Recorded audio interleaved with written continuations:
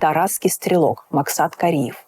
Суббота, 12 ноября 2011 года. Считавшийся во время службы в армии лучшим стрелком своей части, Кариев вышел из своего дома в форме сотрудника телефонной компании, сел в такси, где его ждали друзья, и поехал в гаражный кооператив за сумкой с инструментами. Вместе с этой сумкой Кариев и товарищи добрались до оружейного магазина «Макея-К» в центре города, в 200 метрах от отдела полиции.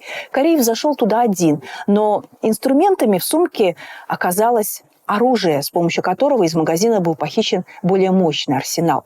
В течение следующих 112 минут Максат Кариев убил 2 посетителей магазина, проехал почти через весь город, выстрелил в здание местного КНБ из гранатомета, расстрелял несколько полицейских патрулей, несколько случайных водителей, а потом вступил в пистолетную дуэль с капитаном полиции Газизом Байтасовым около здания облакимата и привел в действие гранату.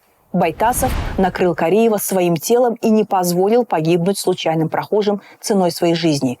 Всего Кариев убил 8, включая самого себя, и ранил 4. Когда журналисты стали копаться в прошлом тарасского стрелка, то очень быстро выяснили, что Кариев после демобилизации попал под влияние эмиссаров, стремительно набирающих в Казахстане влияние религиозной силы – салафизма. Для понимания, самая прямая международная организация, связанная с казахстанским салафизмом – это Аль-Каида. КНБ обо всем об этом знал гораздо раньше дня теракта. За домом Кариева постоянно следили 2 сотрудника госбезопасности, потому что бывший военный давно состоял на учете у спецслужб как склонный к джихадизму.